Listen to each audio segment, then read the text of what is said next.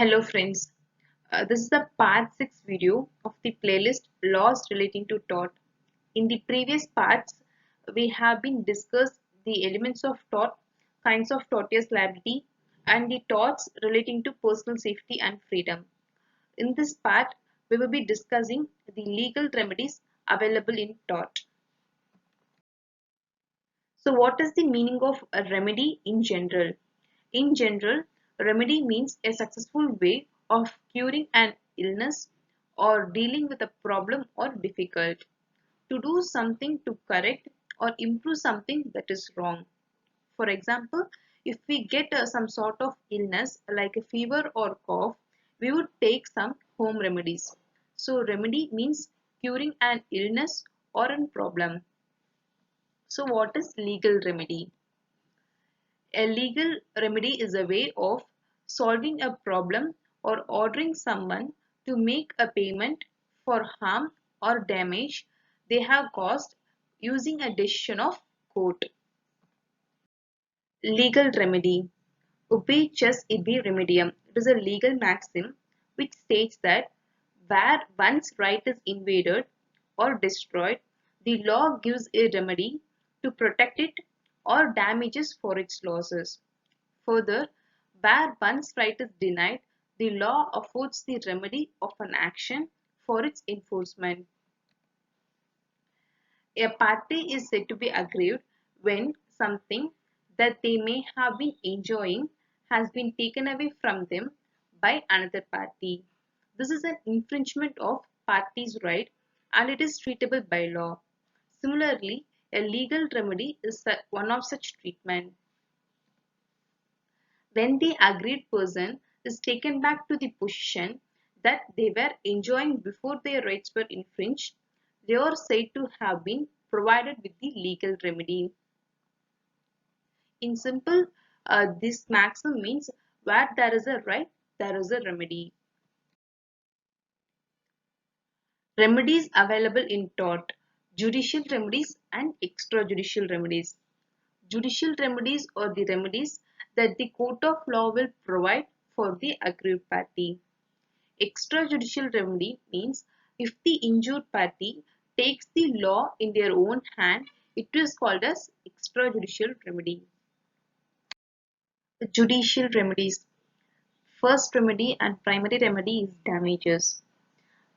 Damages is the amount of money paid to the aggrieved party to bring them back to the position in which they were before the tort has occurred. It helps the plaintiff to recover from the loss suffered. Next is injunction. Injunction is an equitable remedy available in torts granted at the discretion of court.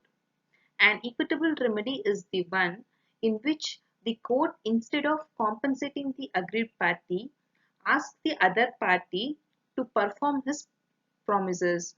So, when a court asks a person to not continue to do something or to do something positively so as to recover the damage of the aggrieved party, the court is granting an injunction. Third one is specific restitution of property. Restitution means restoration. Restoration of property back to the owner of the property. The owner is entitled to restore his property when a person is wrongfully dispossessed of his property or goods. For example, if someone is illegally occupied my land, then I would go for the court of law. In that case, court will provide me with a remedy of specific restitution of property, which is the property is given back to the owner. There are different categories of damages and injunctions. Here I just explained what it is. If you need further classification, comment below. I will make separate videos for kinds of damages and types of injunctions. Next is extrajudicial remedies. The law doesn't expect a person to approach the court for redress where he himself can remedy the wrong by resort to self-help. Therefore, there may be certain circumstances where the person himself redress the wrong committed to him without filing a suit. These remedies are known as extrajudicial remedies. First one case is self-defense. A person can use reasonable force to prevent himself or any other person against any unlawful use of force. Self-defense is a defense permitting a reasonable force to be used to defend oneself against the unlawful attacks. Self-defense normally applied exclusively to the intentional torts like assault and battery, and also in case of false imprisonment. Expulsion of trespassers. An occupier of land or any person with this authority may use reasonable force to prevent trespassers entering or to eject them.